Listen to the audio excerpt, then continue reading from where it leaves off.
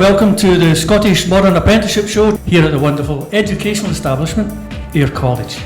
My name is Eddie Gemmell, your presenter for the show. As part of the Scottish Modern Apprenticeship Week, Ayr College kindly invited us to produce a radio show aimed at hopefully raising awareness and informing potential trainees, parents, guardians and carers, and hopefully employers on the benefits regarding modern apprenticeships in Scotland. Firstly, I'm going to introduce the panel, so we'll start from the top end there. Introduce yourself. Hi there, I'm Stuart Miller, Business Development Manager at Ayr College, in the section responsible for administrating modern apprentices. I'm Scott McClarty, I'm the Vice President of Spirit Air Systems, and we're an engineering company. Hi, I'm Jim Bennett, I'm a Curriculum Manager within the Construction Department at Ayr College. Hi, I'm Robert Patterson, I'm the Training Officer at Goodrich Corporation's Prestwick Service Centre, and part of my role involves looking after the apprentices. Good evening, George Bowler, Ayr College. I work in the Health and Social Care and Early Years section, and I'm responsible for the delivery of SVQ Level 2s and 3s in Health and Social Care, and very shortly, hopefully, the delivery of Level 4 Health and Social Care. Hi, I'm Jen, I'm from the Ayrshire Post, I'm the non-expert on the panel. The thing I'm here to sort of talk about tonight is how to get the word about apprenticeships out there and answer any questions that you might have about how you would approach the paper with good stories about the good work apprenticeships do. Thank you. Okay, since its introduction, modern apprenticeships have provided trainees with the opportunity to earn and learn. For example, pupils leaving school may not choose to enter a full-time education, but prefer a modern apprenticeship route. But for the general public out there and the person out there in the streets and the communities, understanding MAs or modern apprenticeships can be quite difficult. So we're going to open a discussion, and first I'm going to say to the panel, describe to me and the audience, what is a modern apprentice? Well, a modern apprentice is really an excellent way to get yourself employment. It's a three-way partnership really between Ayr College, or any training provider, an employer and Skills Development Scotland, aimed to give young people education and training and vocational training to set them up for life and a career. Okay, as an employer I find the modern apprenticeship is really a great vehicle to assess young talent, bring it into the company, train it in the way you want it, and also shape that person to be a model employee and develop talent going forward. Also gives us an opportunity to partner with the training associations like Ayr College, for instance. A modern apprenticeship would be an SVQ Level 3, that's what the students are studying. It is a partnership between the employer, the college, and in many instances a training agency who links the employer to the college. The students are studying whilst learning on site and getting site-based experience and recording that, eventually getting their SVQ Level 3 as an apprentice. Well, first of all, I need to just echo the comments of the previous three panel members and also mention it's an excellent investment from both sides of the coin. As an employer, you're getting a chance to grow your own talent, see them develop into future roles, grow with the company, etc. And from an apprentice point of view, to overuse that phrase, you're earning while you're learning. Gaining an SVQ Level 2 and 3 in Health and Social Care provides modern apprentices with a sound qualification. I'll open doors to employment for them and care and to progress their career. From a media perspective, I know you're coming quite raw, but you're right in the spot. Let's look at the media side. What do you know about modern apprenticeships and how do you feed that information out to the public? We only know what we are told from, again, the colleges and things. Again, we are not experts in it. We rely on being told from the colleges or the companies the best way to get apprenticeships, the benefits, etc. But what we like to get is an actual, what we call a case study. So we like to see it work, the thing actually working. So we like to speak to the guys and girls involved in it, see their views on it, and from what I've seen so far, it's a much underutilised scheme, I would say. I think it's just starting to now pick up to where it needs to be. Anybody out there, when I meet them in the public and they'll say, what's an MA? They think it's a Master of Arts or something like that, a modern apprentice. Now, for example, they've got a young lad or a daughter in the house, just leaving school, 15, 16 years of age. They want to apply for something like that. What's the first process to do? I guess it depends on the individual company involved. A lot of places now are moving towards online applications, but certainly with myself and I know other companies, there's been press adverts advertising apprenticeship that has been pointed towards a particular website to visit. So the first thing is pretty much, I guess, keep your eyes peeled in the local press. Do we still have traditional periods? Generally it's geared up towards a kind of end of August start date for the academic year kicking off again. So to give the employer time to sift through applications, put the testing in place, make their selections and put offers out, then we need a bit of lead time in order to do that. From the Ayr College point of view, I'm going to ask, do you offer the modern apprenticeships at that point in August? No, the SVQ 2 and 3 is our own programme. As we get funding for modern apprentices, we will then contact employers, and usually we've got a list of folk who have expressed an interest, but it's our own programme. There's no a definite start date or a finishing date with SVQ 2 and 3. You say SVQ 2 and 3, what does that mean? SVQ level 2 is a starting level, and it's required for registration purposes in some of the nursing, in most of the nursing homes, and a level 3 is a higher level. And level 3 qualifications, for example, is it sort of 3 standard grades, English, maths, so on? Is that what you're looking for at level 3? You're looking for level 2, you're looking for folk who have maybe just started in the job, and a level 3, folk who have a bit of experience in the job, who's been in the job 2 or 3 years. I mean, does it vary? I mean, we've got care, we've got hospitality here, we've got hairdressing and so on and so on. Does it vary the qualifications? Within the construction industry, depending on the area you were applying to, there are 3 lead bodies, if you like: construction skills, there's SNPF, which is the Scottish Northern Ireland Plumbers Employers Federation, or there's SECT, that's the Electrical Contractors Association. You would apply through them, and they would arrange an aptitude test at the college. If you score well enough, you're then promoted to potential employers. They then would conduct interviews. So that would vary, say, for example, the care side, the qualification levels would be a wee bit different from, say, your engineering side. There are a number of different routes through the modern apprenticeship, but it's all based around the same framework. Essentially, all modern apprenticeships will have that core framework.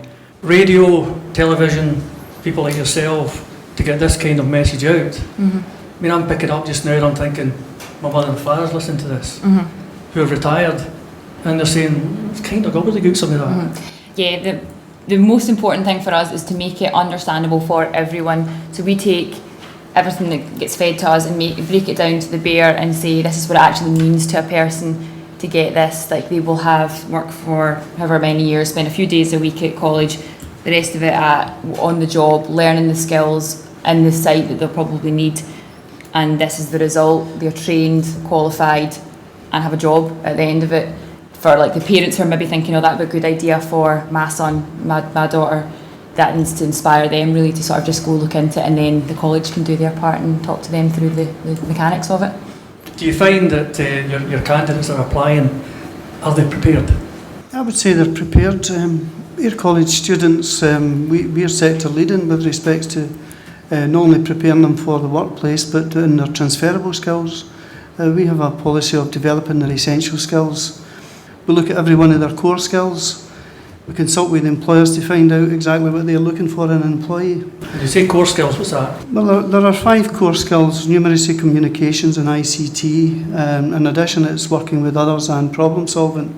Are we still in a situation where we've got apprenticeships? The traditional style of apprenticeships 20 years ago was 4 years, whatever it was. Has that happened now? I would say yes. There are certainly changes to it, in as much as the time based in college has reduced. The college input, I mean, where does that come in now? I mean, obviously, it's another route, isn't it, for somebody? Yes, we are actually working just now with one of the local authorities, and they've got a trades fair, and we're attending the trades fair, so we'll take leaflets on all the courses available at the college. Unfortunately, some of these candidates will be unsuccessful in gaining a modern apprenticeship, but we want to inform them of the opportunities to continue in education, to develop their core skills and progress in education until such times as they get a job. To come to the college, how do they apply to the college? What happens with the modern apprenticeship? The modern apprenticeship and care, people have to be working. Yes. What they can do is we do have a page on our website for the modern apprenticeships. If they go into the website, there will be a contact link. They can drop us an email or fit in the inquiry form through that. The application route nowadays has kind of changed, as I said earlier, from years ago. What we're saying is encouraging young people nowadays to use every means possible to apply for a job. Does that encourage more in industry? Absolutely.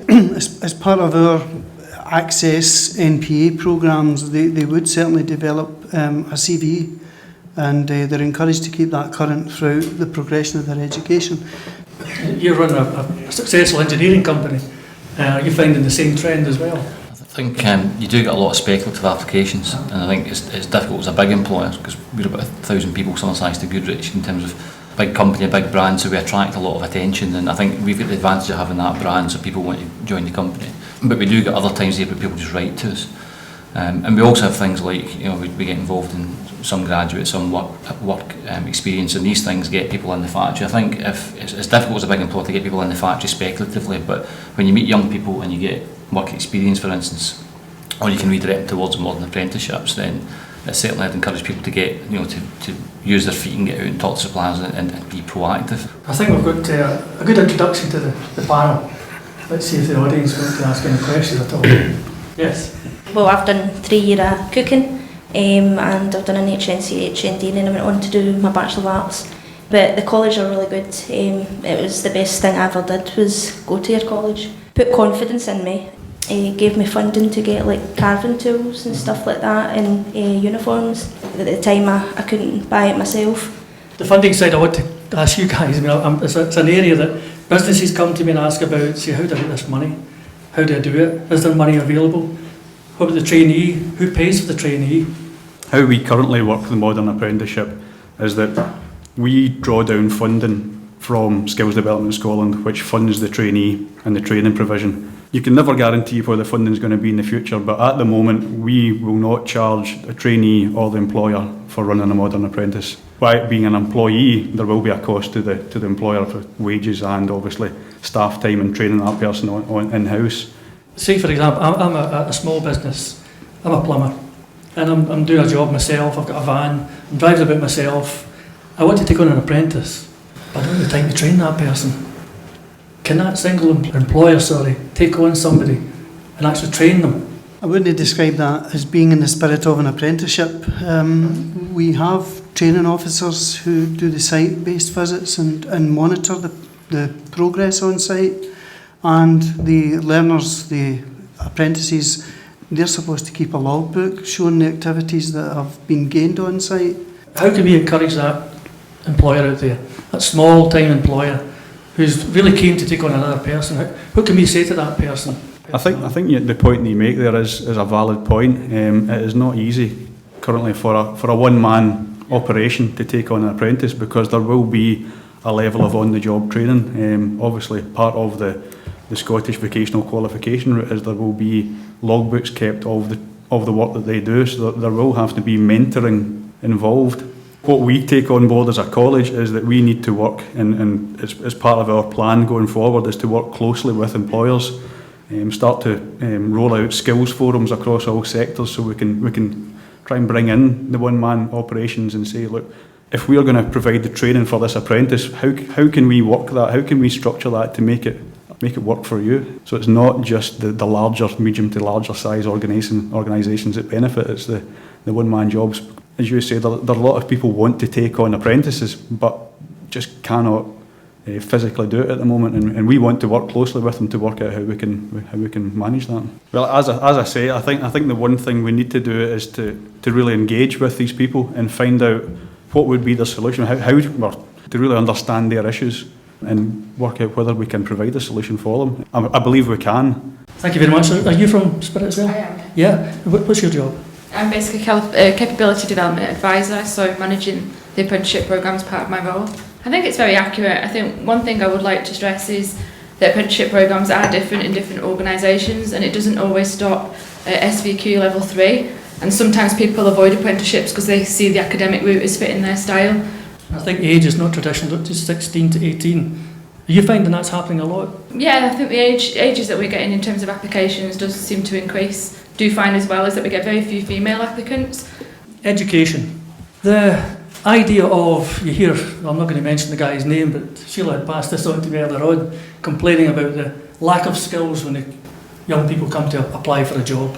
And there's the blame game gets, it's education's fault, it's somebody else's fault, whatever else. Are you finding that just now with the modern apprenticeships? Are you finding there's a gap in literacy, numeracy?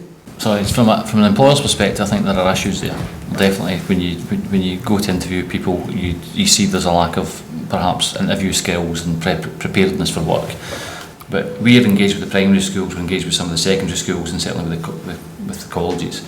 You can't expect education to turn out people who are ready for work necessarily. They can have the basic skills, and yes, there are some employability issues there. I think the curriculum for excellence is really good, and you can see that in the primary schools at the moment. The kids we're working with just now, they're learning about enterprise, some of the core skills that was mentioned earlier on.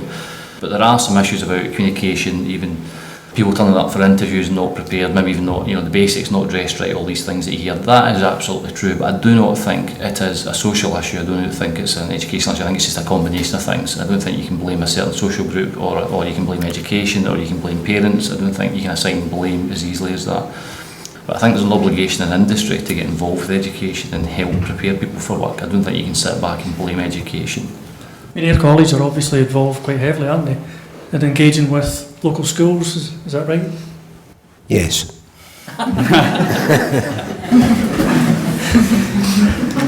I've seen an increase in young people coming for school. I'm not directly involved with youngsters coming for school. I think when parents will say to me, my kid's not doing well at school. I know they can do better at maths and so on and so on, and they're not doing too well. And I see they're looking for a level 2 or whatever it is in English, maths or craft design, but they don't have it. But they got a good report from the guidance teacher, and they're doing quite well otherwise. But they're frightened to apply because they see this level 2 sort of grade. Do you find that's a problem? One of the great things about SVQ and CARE level 2 and 3, candidates keep their modern apprentices, keep their portfolio, and that's what the evidence of their competence at their job is based on. We push that it's not an academic qualification, and folk will get support with that. And I see one of my roles, because folk are very apprehensive from the start, and one of my roles is actually boosting confidence. So you really encourage anybody listening out there who say, or they sense themselves, look, I don't think I'm quite that clever.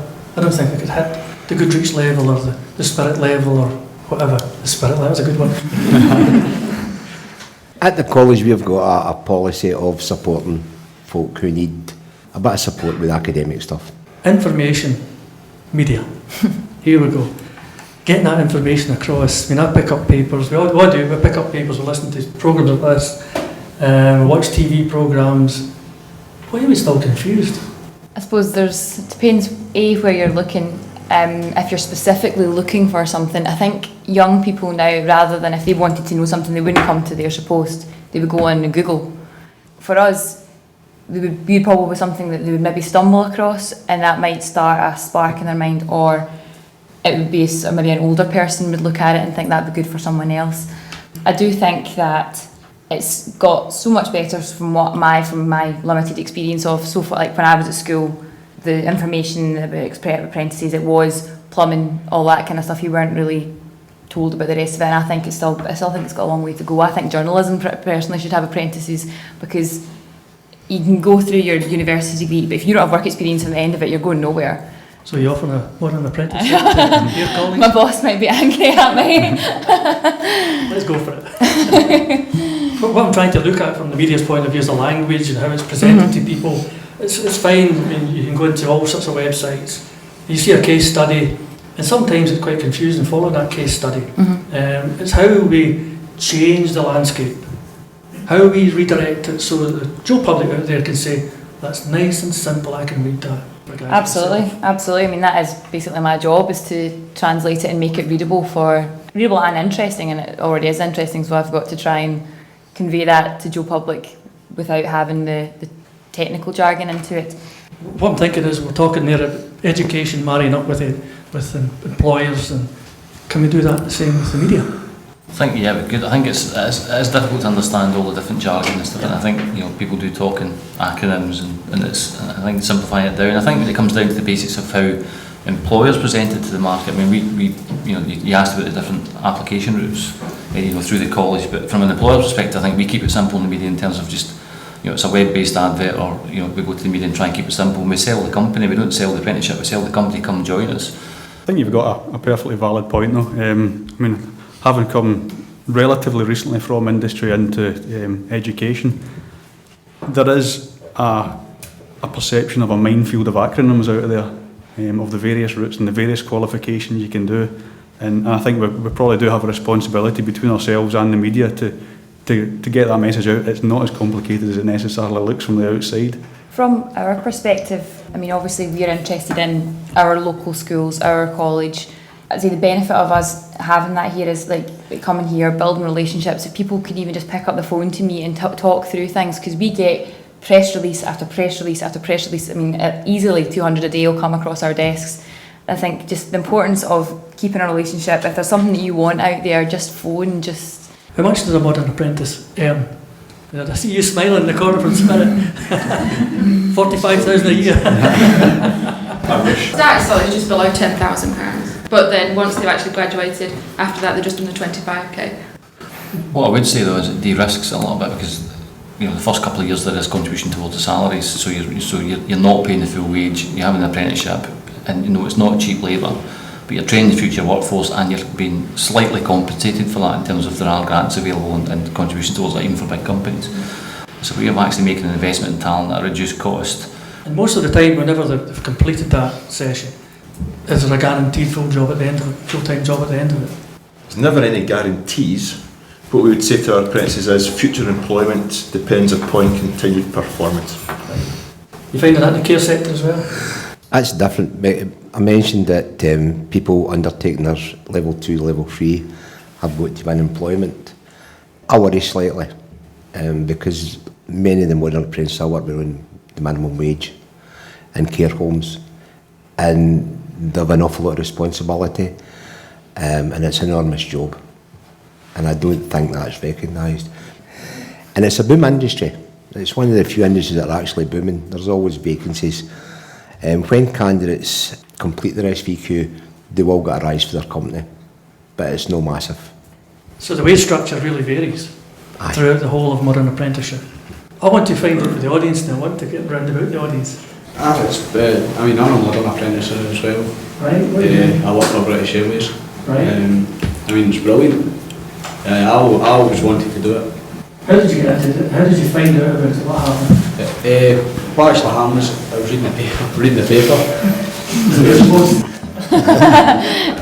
And I seen it. I was at college already. I was doing my NC aeronautical. I was also working towards my HMC. I've done half of that at college as well. People listening in, they're saying, right, the application form itself, what do you think sold you in that application form? Everything really. I might be the wrong person to ask this, but I've always wanted to do this type of work.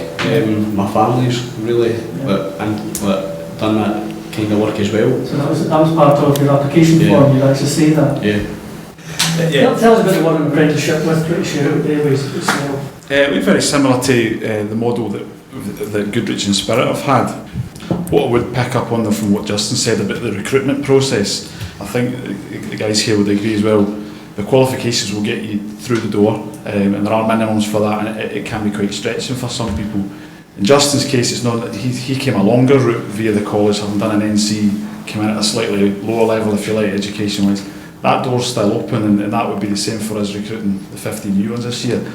What I would say though, what you were saying about the communication at the interview process, once they come in the door, once we do interview these guys, you want people who have got a natural passion for what they're doing. Their education certificates are done now as far as I'm concerned. When they come in, I want a guy or a girl like Amanda. I'd love to see more girls applying in the engineering sector who have got a real passion for what they do, who are interested and excited about what they're talking about. And I agree with what Scott was saying, we as larger industry bodies should be getting more engaged with the schools and trying to get that across to people. It's about when you come for your interview, how you present yourself and how you actually give that level of enthusiasm and passion. You're now the communications officer for British Airways. Anybody else got a question, a burning question? Yeah. My question is basically for Scott and Robert that work in the industry. You said that yourself at Goodrich you were taking in 6 modern apprentices this year. How does that compare to other sort of entry-level positions that open up at Goodrich? So how does it compare to the other entry-level jobs that aren't in a modern apprentice? There are other routes, you can maybe come in via the logistics, via the wash bay, a semi-skilled position or maybe a lesser skilled position. If you would display the kind of work ethic, that might earmark you as somebody that was worth developing further. I think, from my perspective, in terms of spirit, we do take on modern apprenticeships for the craft apprenticeship. We've also done it in terms of doing it for supply chain roles and that. But what we find is the majority of our recruitment is for skilled. So, for instance, we just now are recruiting about 17 or 18 engineers, and we're looking for people with about 10 years, 15 years experience. And you just can't find them in. So we find if you don't invest at the bottom end, you're not going to grow that talent, and you have to do both. I've actually got somebody, I think, who's in hairdressing. You're involved in hairdressing. You heard me mention earlier on there about young people and encouraging young people to actually walk into a salon. If our students are going out and looking for jobs, if full-time students are going out looking for jobs, we tell them to walk the boardwalk. We tell them to get the glad rags on and shut the doors. If the employer is really busy, can we make an appointment, come back and see them? So you link in with local hairdressing salons, and what you do is block release or day release for? We do both. We do full-time, then we do day release. And are you finding that there's plenty of people applying for the jobs within hairdressing? Unfortunately, employers are not taking on an awful lot of people just now, so as for the day release students, they kind of struggle to get employment. If they lose their job earlier on, there are not a lot of jobs out there for them to pick up and carry on. As for our full-time students, well, we encourage them from the day they start that they go out and get a work placement, so that's them got their foot in a door, and then when they continue through their training within the college, they've got somewhere then show what they can do, and hopefully then pick up full-time employment. Training. What does training mean to somebody? It can vary from care to engineering to hairdressing. Again, a slight concern. I go into a lot of nursing homes. I worked in the care sector myself for many years before coming to college to work. And you'll find that, and I'm going back to nursing homes, home carers, it's the basics. Here's what this person eats, make sure they're clean, but there needs to be more than that. There needs to be a lot of values put in how you respect folks' dignity, privacy. And I think that my role there again is to provide that back training for modern apprentices. What does it mean to a young person training? Again, going back to the SVQ, 2s and 3s, these are delivered at the person's place of work. That training time could be a year, 2 years, 3 years? Normally 2 years for an SVQ. It can be less, it can be a bit more. It depends again on the individual. That training regime will change completely depending on what sector you're going in. The sectors itself, I mean, modern apprenticeships, does it cover everything? We just talked journalism possibility. Do we have any modern apprentice journalists? No, not as far as I'm aware. There's different ways to get into journalism. You can do college, you can do university, but your work experience you have to do on your own just now, really. Is it possible for Ayrshire Post to take on a modern apprentice as a journalist? If there was a framework in place, approved modern apprenticeship route with an approved qualification route, then yes, it's possible. So what we're saying really, modern apprenticeship is quite flexible? Yeah. Maybe I could ask the panel, anybody else here, Twitter and Facebook are going to take over, I think. That's going to be the route and the means in the process of recruitment in the future, say the next 5 years. Do you agree? Possibly, certainly.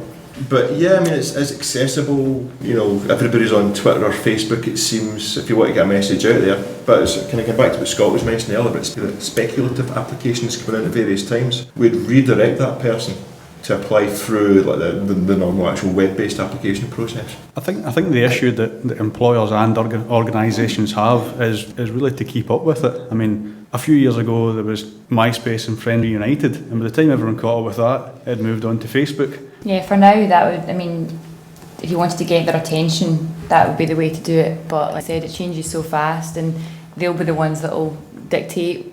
I'm slightly old-fashioned, and nothing to do with my age. We spoke earlier about essential skills, about communication. Personally, I think that's one of the things that's happened, X's and Facebook and stuff like that. Yeah. And it's killed that bit. It's basically, we've got, we're talking about modern apprenticeships here, but we do in the college, I'm Willie Ferguson, hospitality. Just now we've got a course running called Fusion, but we're working with Taste Ayrshire, which has been launched to promote hospitality within the Ayrshire area. But coming back to the question what you're looking at, we're also in training and education working with media. and the media will change and it will move on. In the past, going back quite a few years, there used to be mudslinging with industry and colleges and educational establishment, and it was a blame culture. Everyone was blaming each other. Now we're getting away from that. We're actually starting to work in partnership. But the point I was going to make was that there's about half a dozen of them who have got email addresses that they couldn't put to. I'll clean it up and say things like Flirty Fiona or Mad Magdalene or something. But you know, there's. I think it's a very good point. I know we do work within the college, engaging with primary and secondary school children. I know you do too. I think that it's an area that we can develop to have a joint approach to ensuring that the information on college courses, apprenticeships and the links to industry is delivered as a joined up message. I think it's important in schools like that modern apprenticeship. Name, the emphasis, what it means, the stage in school, because it still is a wee bit confusing at times, and you're right, we need to make that link. This might be the time with maybe a solution. Is there a solution? Can you guys maybe even come to a compromise even now and say, can we get our heads together and do something? I think we're more than happy to put the and go into the schools. I think from Spirit Area System's point of view, we're more than happy to go into the schools, but I think we need a joint up approach, and rather than just do a Spirit approach that all the companies in the area, we take the same approach and actively try and kind of educate the teachers, if you like, in terms of what modern can offer. I think probably another point as well, maybe the smaller businesses, start bringing them into this forum and look for a solution on how we can entice that smaller business, encourage them to take on a modern apprentice. I think there's also a fourth part, I think, as well, in terms of the local authority, in terms of, because they actually control primary and secondary schools and they set the curriculum, and they have, and one of the things we've done is engage with South Ayrshire Council and East Ayrshire Council about how we, what is currently ad hoc engagement with education and actually make it more structured. We're having the conversation about how we run structured programmes that link, rather than divert the primary schools and secondary schools from what they're trying to teach, it's actually combine it with a benefit towards I don't want to be really horrible manufacturing about it, but what you're producing at school is a product called a future employee. Just to round off, just one quick comment from the panel. How do you think the nights went so far? Well, I mean, if we can get the stuff to get the word out there at the right time, that can help raise more awareness about it, even any time, to make people aware of what's out there, and I think it's a great thing. I get really encouraged when I see young people get into care to work, 18, 19, certainly say to them, go for the modern apprenticeship. And I'm always nice to these young folk because maybe sometime in the future they'll be looking after me. Near future. Not quite. I'd encourage any young person to think about a career, to think about a modern apprenticeship, whether it's engineering, media, social, hairdressing, whatever. If there's a modern apprenticeship available in that sector, go for it. But the modern apprenticeship is giving them the skills and the attributes to have the confidence to even try that in the first place. I would agree, a modern apprenticeship is a great opportunity, and we lose very few. They tend to, when an employer takes them on, they tend to finish their time. It's a great opportunity, and it doesn't end after your apprenticeship. Many instances they do go on to do HNCs, HND, sometimes university. I think the modern apprenticeship's a great vehicle for any company, any skill, any industry you want to get in. If you're passionate about an industry and you pick the industry you want to be in, if it's the modern apprenticeship, you go for it. I started in the modern apprenticeship, it's the best thing I ever did. As far as the modern apprenticeship programme goes, I would just echo everything that's been said. What I would say is, if you are interested, if you think you're capable and want to do a modern apprenticeship, get in touch. My team is there to help, to support, and to advise you of how you can find a modern apprenticeship. I just want to round off and just say a big thanks to the panel. I think we should applaud to the panel.